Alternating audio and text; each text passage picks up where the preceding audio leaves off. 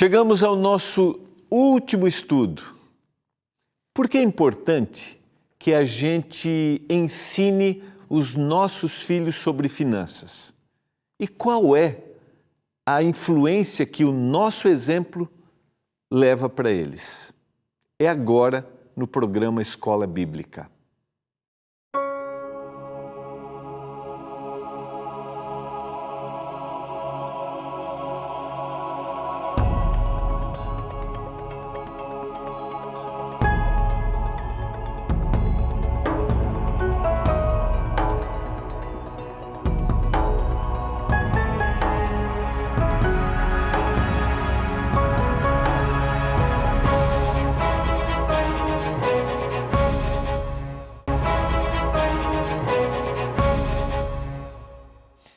Olá, tudo bem com você?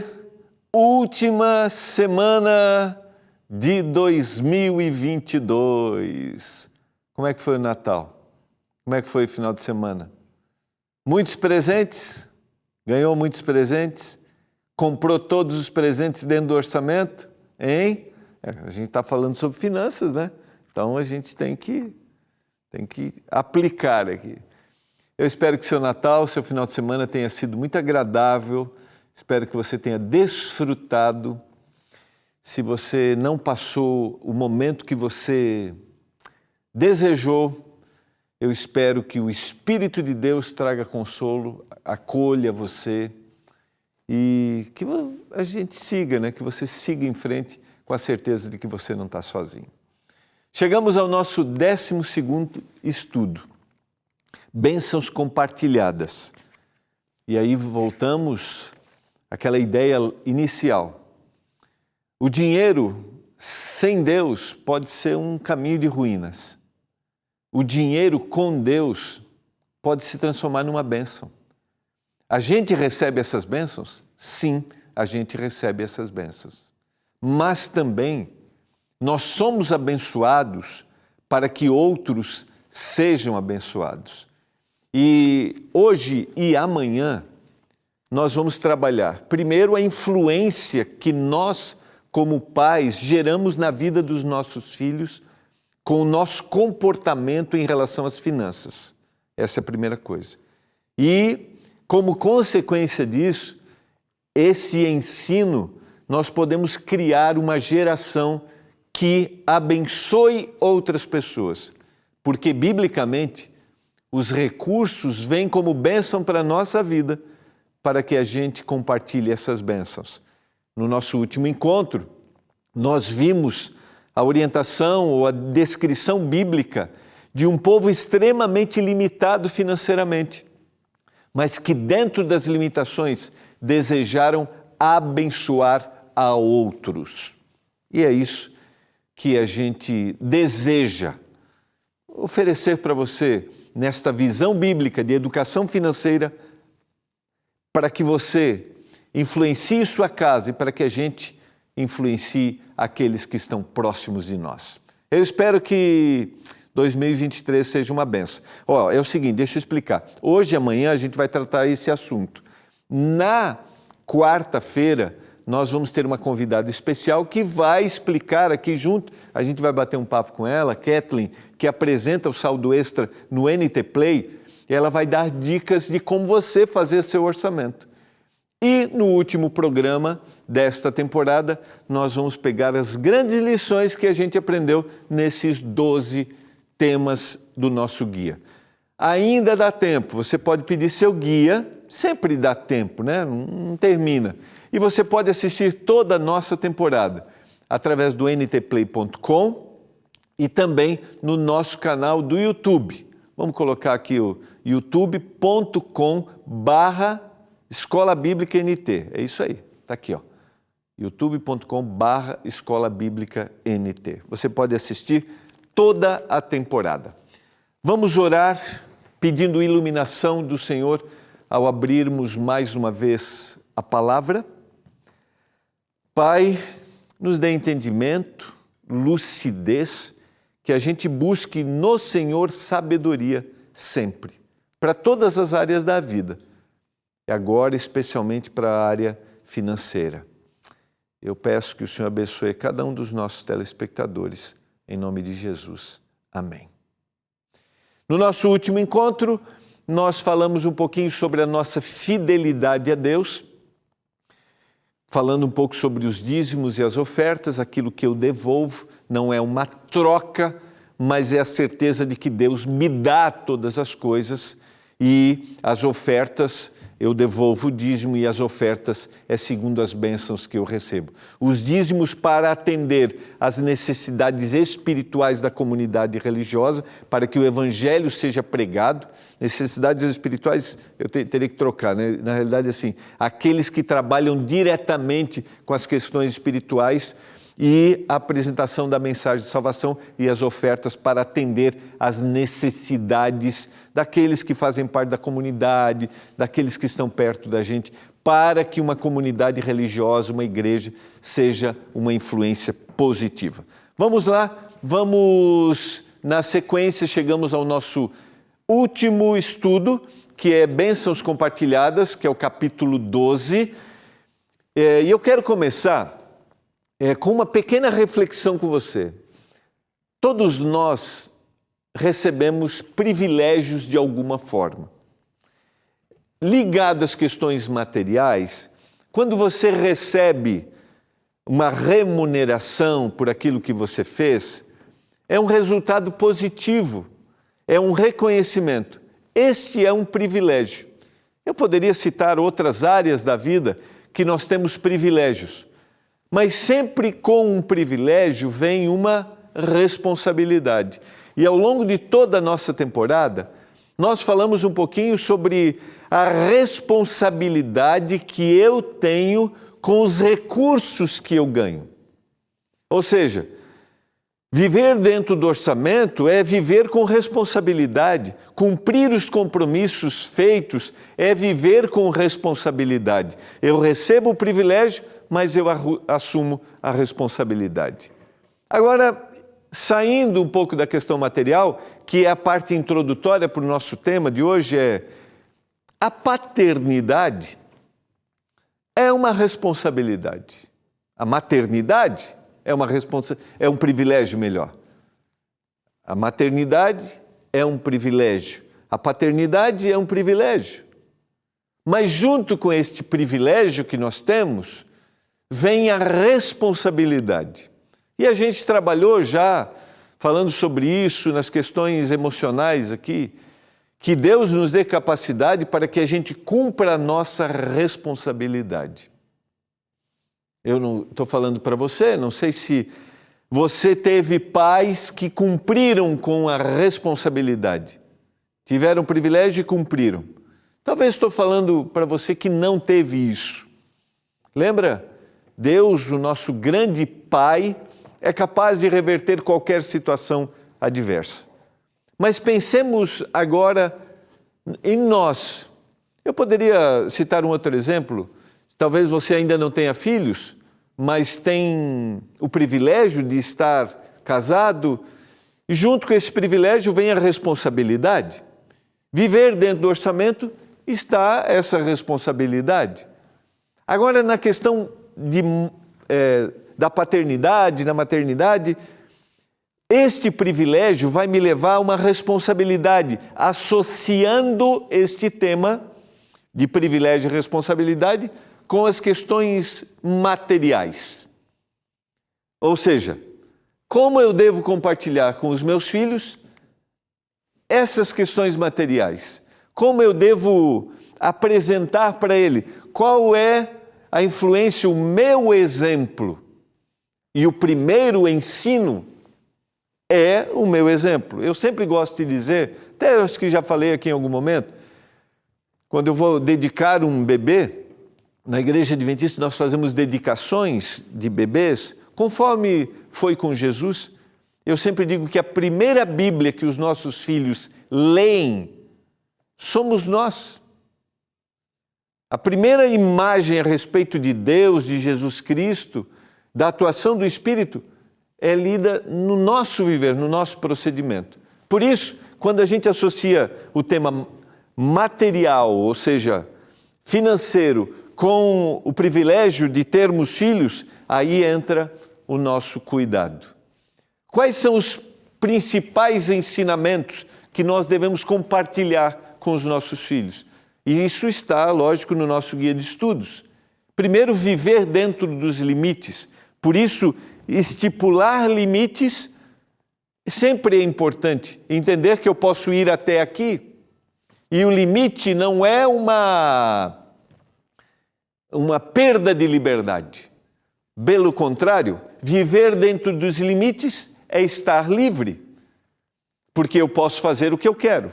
Segundo, dos principais ensinamentos, é a valorização dos recursos. Então, quanto custa isso aqui? Por isso, sentar-se junto com os seus filhos para compartilhar as questões financeiras são essenciais. Quanto custa a conta do celular? Quanto custa a conta de luz?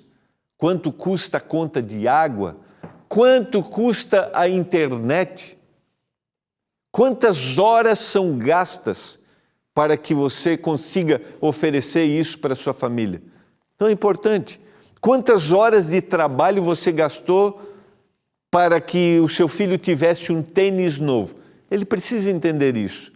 Talvez até num ensino ali pegando umas moedas de forma lúdica na explicação. Sequência. Terceiro, dar para os filhos a oportunidade de dizimar e de ofertar. Porque isso vai gerar nele o ato de compartilhar bênçãos. Primeiro, de entender que ele tem liberdade e devolve para Deus aquilo que pertence a Deus.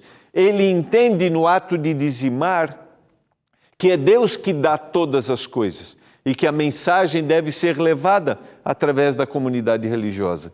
E no ato de ofertar, o coração generoso. O coração que recebeu, mas é o coração que compartilha. Então, são aspectos importantes para nós como pais. Quarto aspecto, desprendimento das coisas materiais. Eu valorizo, eu tenho, eu quero ter, eu quero realizar esse sonho, mas a fundamentação da minha vida, ou a segurança da vida, não está nas coisas materiais. E quinto aspecto, a fidelidade a Deus, que está lá nos dízimos e nas ofertas também. Esses são ensinamentos importantes. Talvez a gente devesse anotar isso, Viver dentro dos limites, valorização dos recursos, dar oportunidade para os filhos de dizimar e de ofertar. Isso vai trazer para eles a fidelidade e no ensinamento dos bens, de como administrar recursos, o desprendimento das coisas materiais. Agora, quando a gente vai para o texto bíblico, diretamente a gente vê a responsabilidade. Como eu mencionei, o privilégio, mas a bênção de mostrar que na vida, além dos privilégios, nós temos compromissos, responsabilidades. A gente vai para o intervalo e a gente já volta, tem muito mais para nós aprendermos.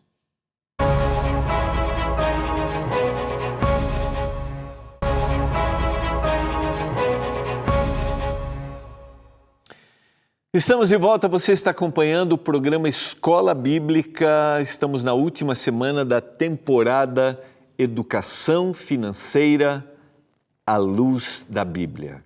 Eu espero que durante este mês eu tenha despertado através dos estudos, o Espírito de Deus, que o que nós queremos é que o Espírito gere isso em todos, que nós tenhamos sido despertados para cuidarmos dos nossos recursos, que é um privilégio recebê-los. É um reconhecimento, nós trabalhamos, mas também agirmos com responsabilidade. Eu vou logo para o tema, lembrando que você pode pedir seu guia de estudos, está passando aí na tela, o WhatsApp, o telefone para o horário comercial e também acessar o site, tá bom? Então, vamos continuar no tema e você vai anotando aí, dá uma olhadinha aqui, está aparecendo aqui, é o do WhatsApp, tá? Então você pode tirar uma fotinho ali e manda mensagem, tenha o seu guia de estudos, vai valer a pena. Nesse último tema, o privilégio que a gente tem da paternidade, mas também a responsabilidade que a gente tem, o compromisso que nós temos. O texto de Provérbios 22, verso 6, é um texto muito conhecido, ensina a criança no caminho que deve andar e ainda quando for velho não se desviará dele.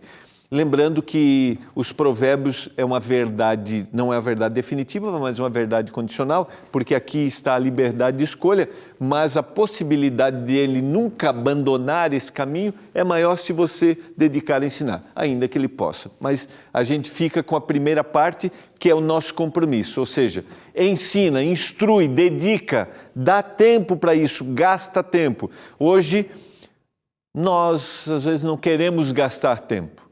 E esse gastar tempo é estar junto, é ir junto. Eu até vou para cá, chegar mais perto aqui para dizer, quando a gente vai ao supermercado, talvez com os filhos, né, se você tem filhos pequenos, seja extremamente desafiador para você. Mas é ali na prática que a gente vai trabalhando e vai ensinando. Talvez precise aquela conversa antecipada, não vai com fome, né? Nem a gente deve ir com fome ao supermercado, né? Porque senão a gente compra o que não deveria comprar. Leva a listinha, então ele vê você com a listinha, ele vê o que você está comprando, ele ajudou a fazer a lista, ele viu o que são as necessidades ali. Então, agora você tem que se dedicar para isso. Às vezes a gente, para evitar um desgaste, a gente evita uma situação. E no caso do processo educacional, é essencial, mesmo que haja um desgaste. Na sequência do texto, ensina a criança no caminho, e a palavra caminho aqui é muito mais do que uma estrada, ainda pode ser traduzida, mas ela também pode ser traduzida como um proceder.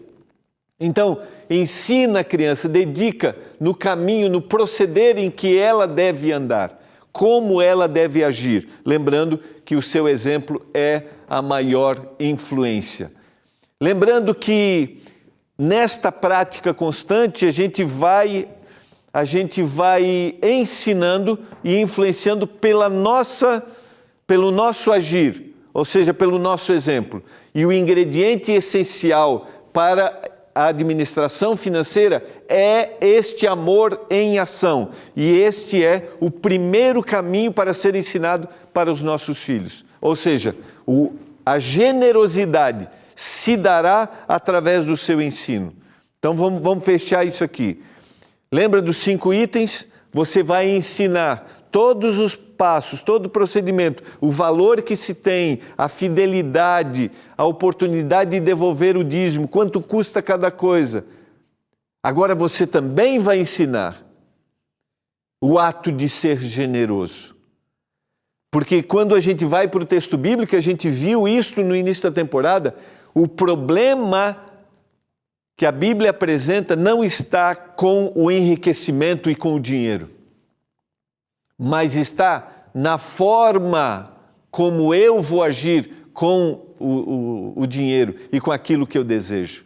E a principal forma é mostrar que eu ganho, eu recebo, mas eu abençoo. E o ato de generosidade será despertado na vida dos filhos pelo meu exemplo e a minha influência.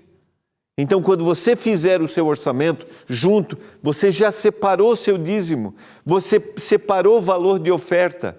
E ele viu, mas para que isso serve? E você vai explicar para ele.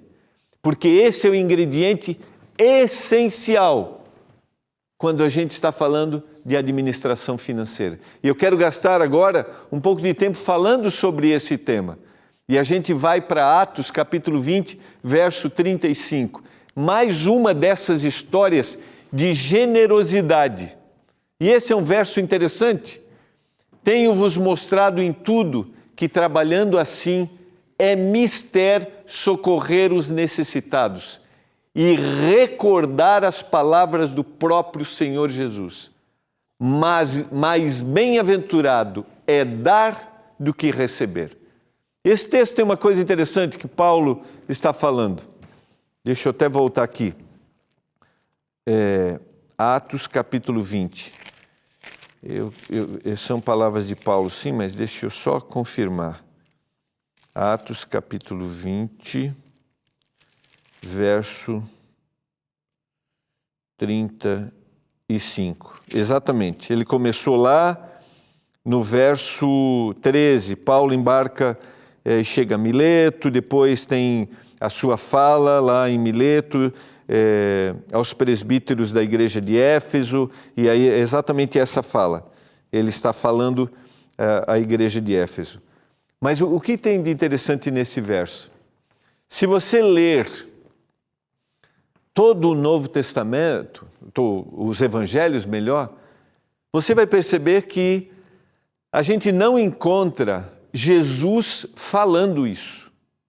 Você não vê no relato dos evangelhos Jesus dizendo: mais bem-aventurado é dar do que receber. Mais abençoado é aquele que doa do que aquele que recebe. A gente não vê Jesus falando isso. E aí você diz assim: poxa, Paulo está dizendo uma coisa errada, equivocada? Não.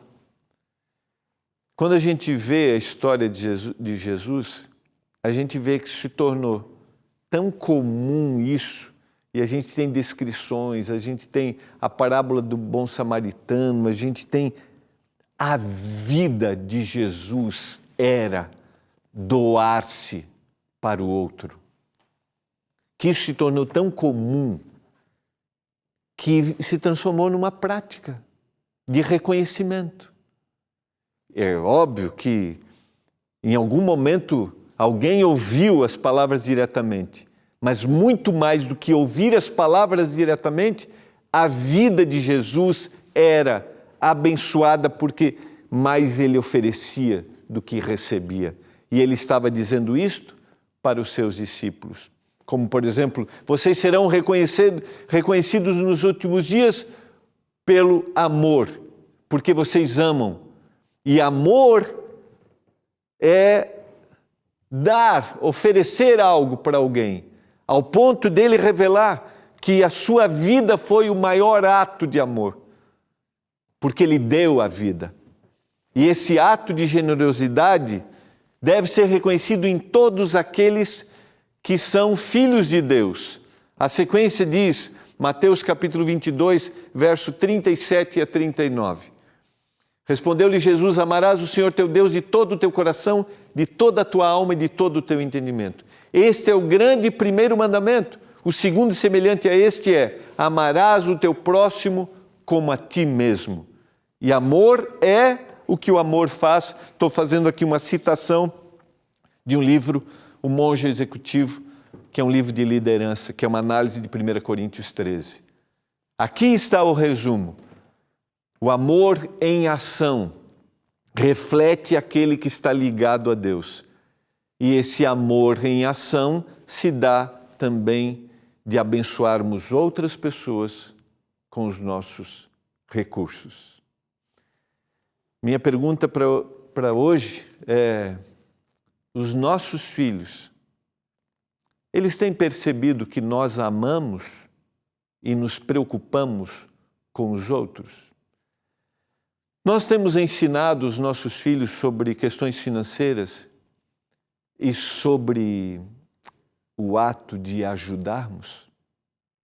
Queria que você refletisse um pouco sobre isso.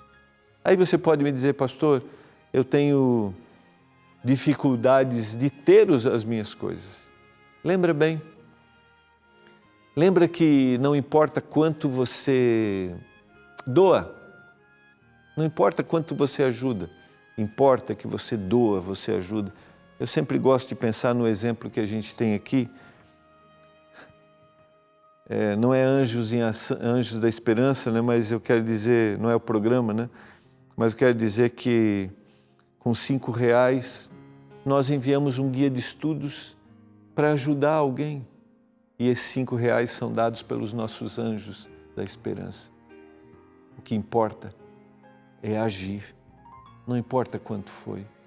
Eu quero orar para que o Senhor nos ajude a termos um coração altruísta e para que a gente inspire primeiro os nossos filhos. Inspire a todos que vivem perto de nós, que podemos ter um coração generoso. Pai do céu, obrigado pela Tua palavra, obrigado pelas orientações, obrigado pelo privilégio de recebermos aqueles que são pais, pelo privilégio da paternidade. Agora que a gente tem a responsabilidade, que sejamos generosos para que os nossos filhos tenham um coração generoso. Eu clamo por isso. Abençoa cada um dos nossos telespectadores, em nome e por amor de Jesus. Amém.